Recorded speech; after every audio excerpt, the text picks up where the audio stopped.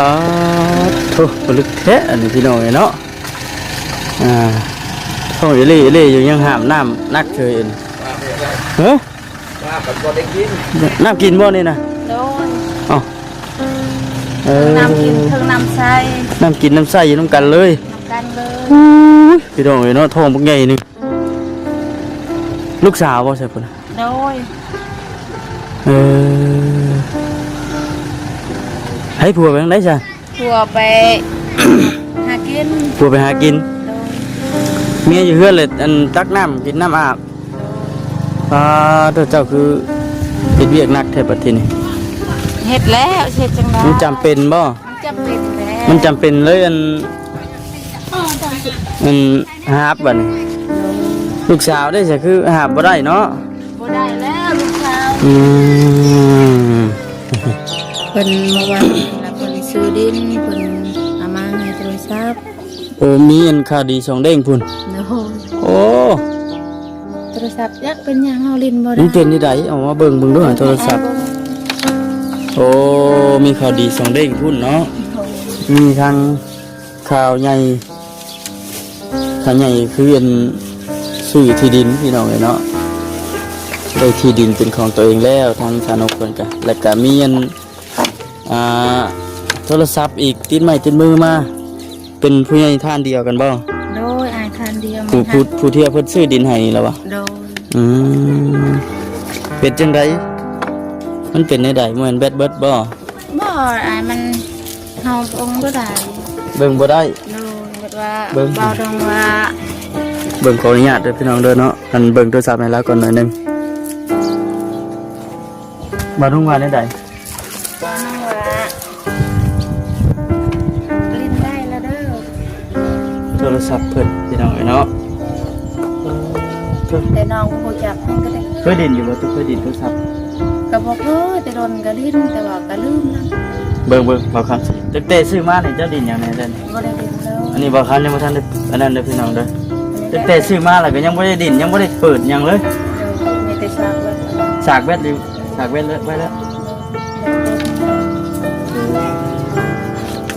เบิ่งคือว่าแบบว่าเฮาเปิดเบิ่งเฮากล้องถ่ายรูปสั่งแล้วบ่มีจังว่าเฮาบ่เป็นก็บ่รู้จังว่าเพิ่นยังบ่ทันได้อันติดตั้งหยังว่าจักแต่ว่าทางบ่นุ่งเพิ่นว่าแน่เด้เพิ่นให้เมื่อวานนี้แล้วเพิ่นให้เพิ่นว่าเขาเสียมือติดตั้งก่อนแล้วเพิ่นก็เมื่อเพิ่นก็ตอนแรงเพิ่นก็มาเอามาให้แล้วน้องเบิ่งก็ว่าเบิ่งเฟซเบิ่งที่สั่งมันคือแบบว่าบ่มีเงินบ่แต่ว่าเพิ่นว่าเฮาเติมรายเดือนเอาไว้แล้วเด้อคือทางนุ่งเพิ่นว่าเพิ่นเติมเพิ่นหยังไว้เรียบร้อยแล้วเพิ่นปกตินี่คันว่าจังได๋เนาะซื้อโทรศัพท์เดี๋ยวนี้ก็แต่ก่อนเพราะว่าแต่ก่อนนั่นก็จังได๋มันก็บ่ได้ยากขนาดพี่น้องเนาะซื้อโทรศัพท์แต่ว่าคือปัจจุบันนี้ก็หลายคนหลายว่าก็คือว่าอีหยังแล้วเพิ่นได้เอาใบสมุนไพรนูครัวไปยืนยันตั้งของเพิ่นมั้งของอายบ้านโอ้ของมนุษย์เด้มีอยู่นี่นะแอปมันก็มีบ่แล้วมีแต่ว่าแบบจักมันเป็นจัง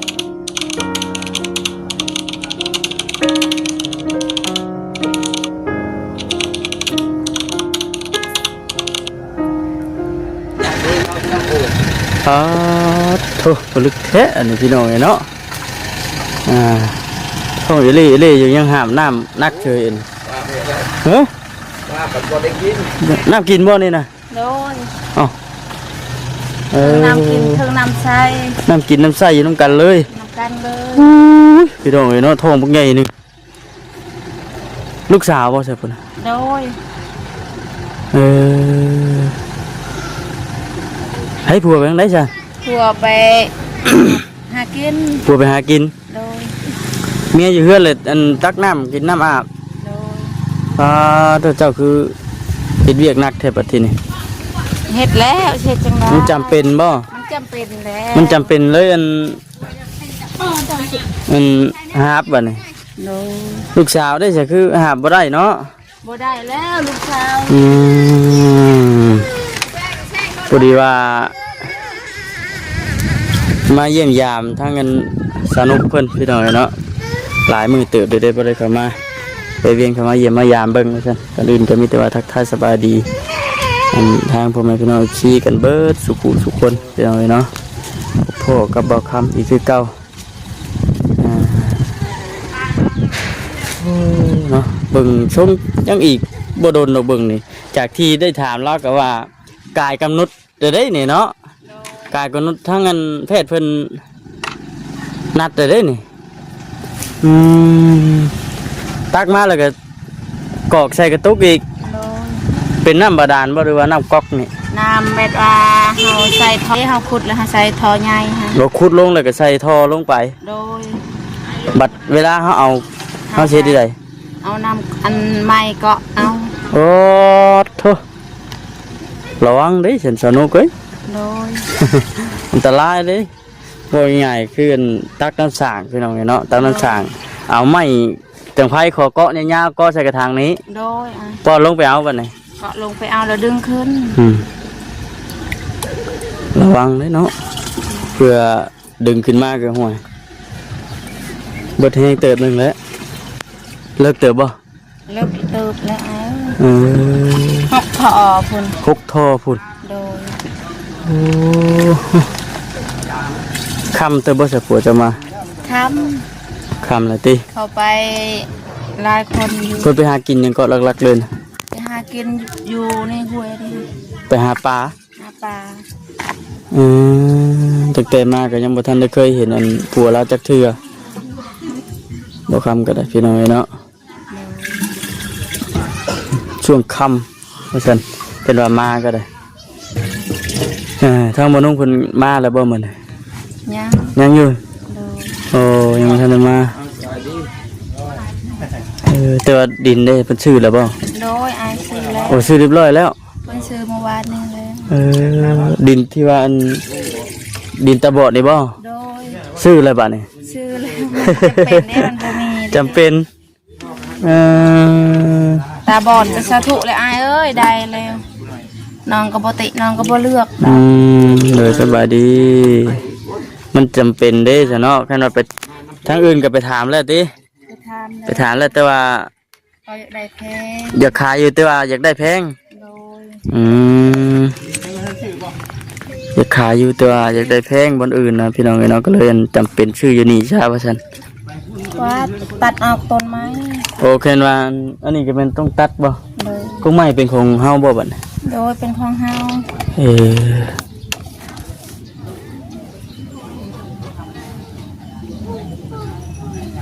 ซื้อเรียบร้อยเลยพี่น้องเพิ่นอันนั้นซื้อเมื่อวานนี่บ่ได้วันนี้เลย โดยอายเมื่อวานนี่แหละเพิ่นไปมันทอกเงิน ทั้งหมดทั้งมวลเท่าใดฉัน มันเป็นเงินบาทก็25,000 เป็นเงินบาทนะแม่น 25,000 เงินเก็บจะ จ่ายเป็นเงินกีบบ่ โดย16 ล้านกับ800,000 เป็นเงินกีบเนี่ยแม่น16 ล้านกับ 800,000 โดยแล้วก็47,000กีบ 47,000นี่ก็บ่ปะเลย ปะเลยแหละเจ้าของเพิ่นบ่ปะ พี่น้องเนาะแล้วมานั่งอยู่ห่มพี่ก็ได้หนึ่งข้าวแล้วบ่อีหล่าหนึ่งแล้วบ่เฮ็ดเวียกหยังซอยแม่บ่ได้ไปนำพ่อเนาะมื้อเนาะมื้อนั้นเพิ่น ไปหาตึกปลาตึกอันนั้นเด้ ไปกับหมู่เนาะมันแดดเด้มันน่ะคือรถไปหยังโอ้ลำบากพี่น้องเนาะเรานี่ก็ได้ท้องใหญ่หัวหามแต่รู้สึกนี่ได้แต่เดี๋ยวนี้ปัจจุบันนี่ท้องเฮามันรู้สึกนี่ได้แล้วเดี๋ยวนี้ มันรู้สึกก็แบบว่ามันเต้นไปเต้นมาหั่นแหละ เหลือบตาป่ะแดดเลย เอาไปได้ลำบากแน่เลยเนาะ โดยลำบาก เป็นยังอยากยากแน่อะไรเบิ่งตามภาษาคนท้องอะไรพี่น้องเนาะแต่ว่าเฮ็ดเวียกนี่คือน้ำเพื่อนน้ำชานปกตินี่เราว่าบ่ได้แบบว่าเฮ็ดนักเฮ็ดหนาดีละบ่เนี่ยแต่มันนักข้าก็บ่เฮ็ดได้เว้ยเนาะ โดย มัน โมเมนต์อย่างดอกมันสิแพ้อันลูกในท้องอ่ะแหละ โดย มีแพ้ลูกในท้องเฮ็ดหยังมันเครื่องเพราะว่า แล้วเฮ็ดจังไดเฮาทุกข์เฮายากแล้ว อืม เฮ็ดซอยพัวแบบนี้หั่นแหละอ้ายเอ้ย ผัวไปหาอยู่หากินก็เฮ็ดเวียกน้ำเพื่อนท้าว่าซั่นติ โดย เออ นึ่งข้าวนึ่งน้ำท่าหั่นแหละ อืม มันเทื่อ 4-5 โมงเพิ่นก็มา เมื่อวานนี้เพิ่นก็บ่ได้อยู่บ่ อยู่ มือซื้อดินนะ โดยอยู่แล้วก็ตัดออกนั่นแนงบักขามหั่น ต้องอยู่ครบหน้าครบตาเลยเนาะ โดย มือเพิ่นซื้อดิน โดย แหนมะขามงามขามต้องได้ตัดออกอยู่แล้วเนาะ ตัดออกหมดแล้ว เออบัดที่นี่ซื้อดินซื้อดอนแล้วก็มีข่าวดีแล้วบ่เรื่องเฮือนเรื่องชาน ยัง ยังอยู่บ่ โดย อืม ยังบ่มี ถามเบิ่งหั้นนะพี่น้องนี่เนาะเห็นว่าคันว่ามีก็ดีมุกดีใจนำ โดย ที่ว่ามีคนนักซอย อันนี้ก็ดีใจเติบและอายเอ้ย ดีใจอยู่บ่ โดยดีใจ ดีใจหลาย บ่ได้คิดจักดีเลยเนาะ โดย บ่ได้คิดจักดีบ่เคยคิดจักดีว่าตัวเองสิได้บ่ โดยบ่เคยคิด เออบ่พูดว่าเขามาอยู่บ้านก็อยู่มีแต่ได้อยู่แบบนี้เนาะ โดย เพื่อนชานนี่ก็มีอยู่พี่น้องเอ้ยเพื่อนชานพ่อแม่แต่ก็คือทางเราเว้าหั่นแหละขึ้นขึ้นอยู่บ่ได้ โดย เป็นว่าเสียหีดเสียคองแล้วจังขึ้นได้หั่นนะพี่น้องเนาะที่เพิ่นบางทางเพิ่นก็คอมเมนต์เข้ามาเนาะพี่น้องหลายอย่างหลายแบบหลายแนวอยู่อีกอย่างก็เป็นแบบนี้แต่ใดมาอยู่แล้วเนาะหีดของบ้านเฮาบ่แม่นเฉพาะแต่ครอบครัวเราพี่น้องเอ้ยทุกคนเนาะหมู่บ้านนี่เนาะ ทุกคนหมดบ้านนี่แหละ หมู่บ้านนี่ทุกครอบครัวก็ว่าซั่นซะ โดย อืมสมมุติว่าเป็นผู้ชายได้สิสมมุติว่าเป็นผู้ชายนี่เป็นนี่ได้บ่เป็นหยังบ่ เป็นผู้ชายบ่เป็นหยัง บ่เป็นหยังติ โดย พาไผ่ขึ้นเฮือนก็ได้บ่ พาไปขึ้นเฮือนแล้วกินดองเฮ็ดของแล้วก็แล้ว แต่เป็นผู้ชาย แต่ว่าบ่ได้เสียชีวิตคือผู้หญิงคือลูกสาว เสียแล้วเสียให้ผู้หญิงอีก เสียฝ่ายหญิงอีก โดยแบบว่าเฮาแบบว่าผู้ชายเอามือผู้หญิงเนาะ อ่า เอามือผู้หญิงทางแม่ก็พ่อแม่อีกเสียให้ผู้หญิงฮะเสียให้ลูกไผเพิ่นฮะ ก็มีควายมีงัวคือเก่าหั่นแหละ บ่ โดย แบบนี้เนาะ โดย สมมุติว่าเฮาไปหมู่บ้านอื่นได้ซะแบบบ่ได้แม่นแบบคืออันฮีตคือของบ้านเฮา อันนั้นน้องก็บ่ฮู้คือ บ่จักคือกันติ โดยบ่ฮู้จัก อันนี้บ่เฉพาะอันหมู่บ้านเฮาเองเนาะ โดย อืม ฮู้จักแต่บ้านเฮาเองนี่บ้านอื่นน้องบ่ฮู้ แม่นแหละพี่น้องเอ้ยเนาะ ฮิตไผฮิตมัน ฮี เด้ ตไปฮีตลาว โดย บางบ้านก็บ่คือกันคือเว้าหั่นแหล้วเนาะ โดย บางบ้านบางบอนก็บ่คือกัน โดย ส่วนมากนี่แบบใดอันคือในเฮือนนี่สมมุติว่ามีลูกชายกับลูกสาวนี่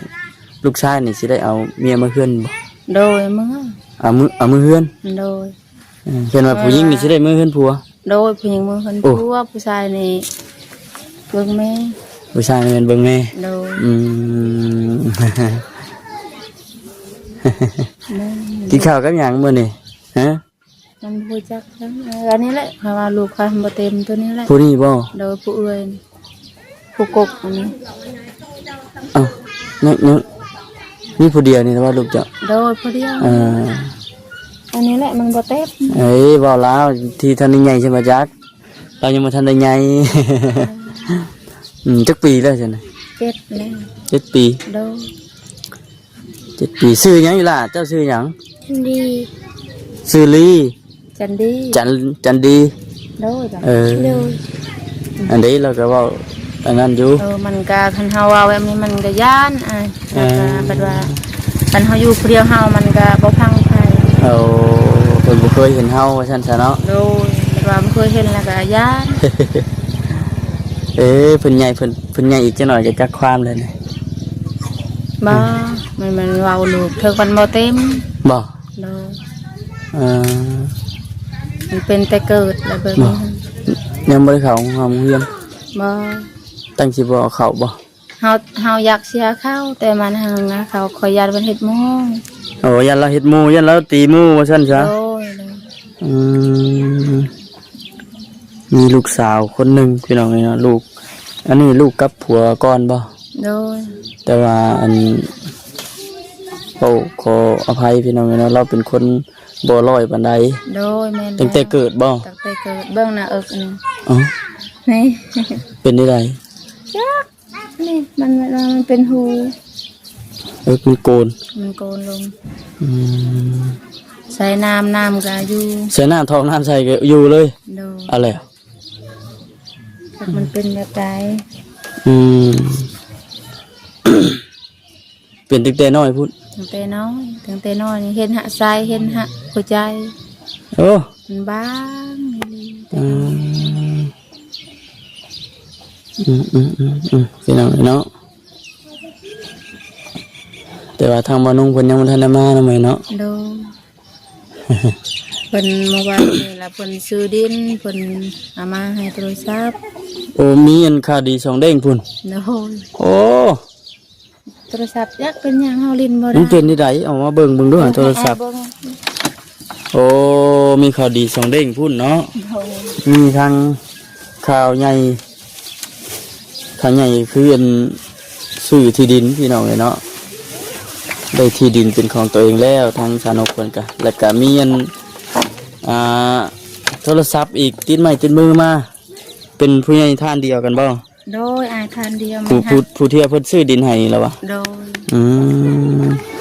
เป็นจังไดมันเป็นในใดเหมือนแบดเบิดบ่ บ่อายมันเฮาองบ่ได้ เบิ่งบ่ได้ โดยแบบว่า เบิ่ง เบาตรงว่า เบิ่งขออนุญาตเด้อพี่น้องเด้อเนาะอันเบิ่งโทรศัพท์ให้แล้วก่อนหน่อยหนึงมาทุ่งว่าในใด ก็น้องว่าลิ้นได้แล้วเด้อ โทรศัพท์เพิ่นพี่น้องเอ้ยเนาะแต่น้องบ่ฮู้จักแฮงก็ได้ เคยดินอยู่บ่ตุเคยดินโทรศัพท์ ก็บ่เคยแต่โดนก็ลิ้นแต่ว่าก็ลืมแล้ว เบิ่งบ่คำสิตั้งแต่ซื้อมานี่เจ้าดินหยังแน่เด้อ บ่ได้ลิ้นเลย อันนี้บ่คำยังบ่ทันได้อันนั้นเด้อพี่น้องเด้อ อันนี้ ตั้งแต่ซื้อมาแล้วก็ยังบ่ได้ดินยังบ่ได้เปิดหยังเลย เดี๋ยวมีแต่ซากแบบว่า สากแบตเลยสากแบตเลยไว้แล้ว เดี๋ยวแบบเต็มแล้ว เออเบิ่ง คือว่าแบบว่าเฮาเปิดเบิ่งเฮากล้องถ่ายรูปที่สั่งก็บ่มีแต่ว่าเฮาบ่เป็นก็บ่ฮู้ จักว่าเพิ่นยังบ่ทันได้อันติดตั้งหยังที่บ่จักอย่าว่าทางแต่ว่าทางบ่นุ่งเพิ่นว่าได้ เพิ่นให้เมื่อวานนี้แล้วเพิ่นให้เพิ่นว่าเขาเสียมือติดตั้งก่อนแล้วเพิ่นก็เมื่อเพิ่นก็ตอนแรงเพิ่นก็มาเอามาให้แล้วน้องเบิ่งก็ว่าเบิ่งเฟซเบิ่งที่สั่งมันคือแบบว่าบ่มีเงิน บ่ โดแต่ว่าเพิ่นว่าเฮาเติมรายเดือนเอาไว้แล้วเด้อ คือทางบ่นุ่งเพิ่นว่าเพิ่นเติมเพิ่นหยังไว้เรียบร้อยแล้วพี่ โด น้อง ยแต่ ปกตินี่คันว่าจังได๋เนาะซื้อโทรศัพท์เดี๋ยวนี้ก็แต่ก่อนเพราะว่าแต่ก่อนนั่นก็เดี๋ยวจังได๋แต่มันก็บ่ได้ยากขนาดพี่น้องเนาะซื้อโทรศัพท์แต่ว่าคือปัจจุบันนี้ก็หลายคนหลายเว้าก็คือว่าอีหยังแล้วเพิ่นได้เอาใบสมุนุครัวไปยืนยันตั้ง ของเพิ่นมั้งของอายเบาหน้า โอ้ของมันต้องเด้มีอยู่นี่นะแอปมันก็มีบ่แล้วนะ มีแต่ว่าแบบจักมันเป็นพี่สั่งเฮาเล่นบ่ได้ เป็นจังได TikTok ก็เบิ่ง เจ้าอ่านหนังสือออกอยู่บ่ โอ้อันนั้นบ่เป็นดอกอันนั้นแล้วเลยเห็นลง โอ้แปลว่ายังบ่เคยเรียนบ่ โดย เบิ่งหั่นเพิ่นนิดเป็นหยังละบ่ จักน้องเฮาบ่จัก พอคำไปเบิ่งโทรศัพท์บางรุ่นมันก็บ่คือกันใด โดย เบิ่งเวลาก่อนพี่น้องเอ้ยเนาะ แล้วว่าเฮาว่าสิพาอายเบาน้องให้มาแล้วก็สิบอกเพิ่มเพิ่น บอกเพิ่นเนาะในใดเฮาบ่เข้าใจหั้นนะ เฮาบ่เป็นเฮาก็บอกเพิ่นแต่บ่เห็นเพิ่นมาแล้วให้อายเบิ่งให้ เบิ่งก่อนบ่คำก็จักสิเป็นหรือบ่เป็นเด้อบ่คำก็เบิ่งก็คือบ่ได้เฮ็ดหยังดอกพี่น้องขับไปเองขับไปกดเบิ่งในอันเป็นในหยังที่กันว่ามันเฮ็ดได้บ่คือก็แสดงว่าเพิ่นตั้งมา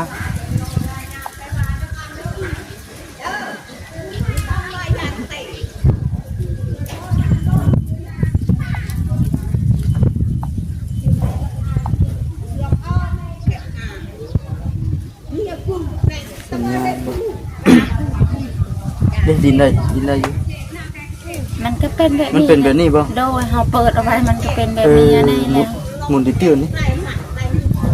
มันมีแต่แบบนี้อะไรอ่านแบบนี้อะไรยังไม่ได้มันให้ใช้อินเทอร์เน็ตอีกเด้อ ทางยูทูบเลยครับก็ได้กับยูทูบ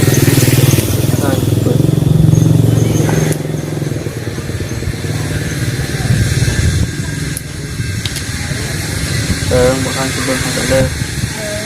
เป็นไม่ได้อินเทอร์เน็ตมีคือเปิดแล้ว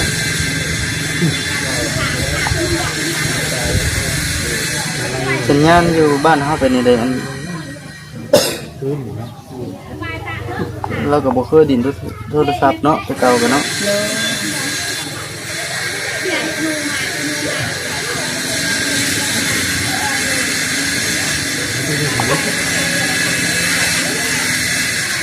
ซื้อให้โทรศัพท์ติดต่อง่ายทางไอเบาน้องคนว่าได้เบิดแต่ว่าเฟซยังเพิ่นบ่มีพี่สั่งเลยยังอยู่โดยเพิ่นมีแต่เพิ่นจดเอาบ่โทรเบิ่งก่อน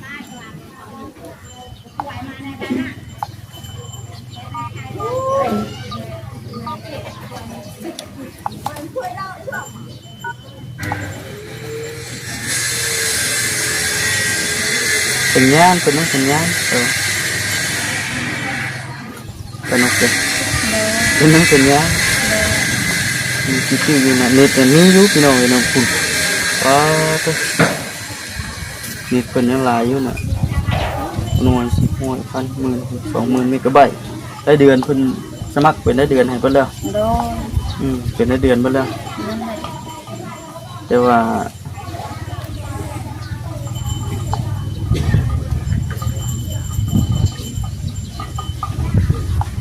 เวลากดเข้ามันจะเฟซมันคือแบบคือบ่มีดินมีหยังเนาะดินหยังก็คือหมดติ้วอยู่นะจ๊ะไป YouTube ปกตินี่ชื่อทัศน์เพิ่นสิอันที่ตั้งสมัครให้เบิดทุกอย่างแล้วเนาะอันนี้ก็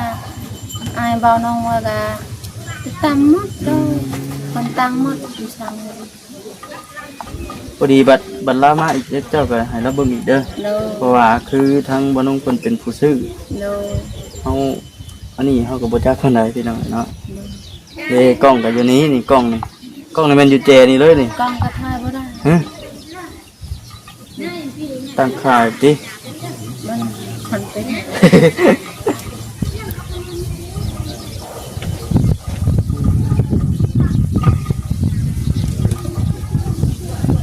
ว่าจะเบิ่งแบบได้เบิ่งบ่ได้เนาะถ้าเจ้าของเพิ่นมาก่อนเนาะเอาสิไปก่อนก็บ่กล้าเฮ็ดคือกันพี่น้องเนาะทำก็ได้ถ้าจะตอบเพิ่นมาว่าลูกเอ้ยว่าสิเบิ่ง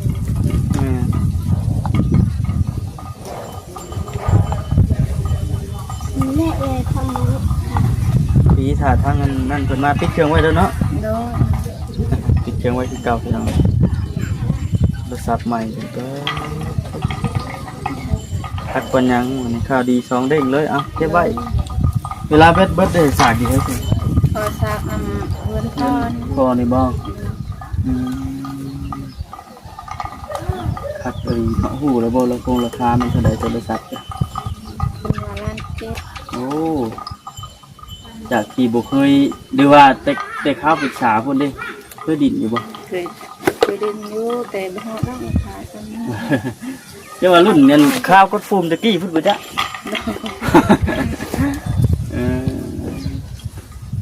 ตั้งแต่โดนเลยเนาะเพิ่นว่าเฮาดินเนาะมันก็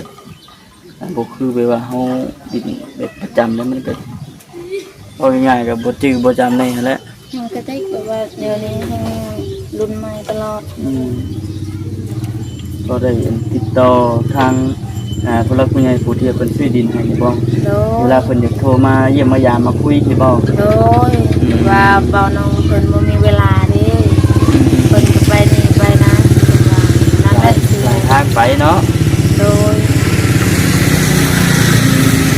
เอามีแต่ว่าดีมุกดีใจนำเด้อสนุกเด้อดีมุกดีใจนำที่ว่ามีทางผู้หลักผู้ใหญ่เพิ่นเบิ่งเพิ่นแยงซื้อดินให้แล้วก็ทางโทรศัพท์พร้อมเขามาเยี่ยมมายามเบิ่งนี่เป็นจังได๋ว่าซั่นเดี๋ยวจะหน่อยว่า เดี๋ยวสิอันพา FC เพิ่นไปเบิ่งอันดินที่ว่าทางเพิ่นชื่อแล้วพี่น้องเนาะ โดย ปีทางทีมงานเพิ่นอันสิเข้ามาถามไทยเจ้า ดีใจอยู่บ่ ดีใจ เอ แล้ว โอเคเอาสบายดี สบายดี บายวันนี้พี่น้องเนาะเดี๋ยวทางทางทีมงานเฮาสิเข้ามาถามไทยเบิ่งปิดก่อนไปพี่น้องเนาะสบายดี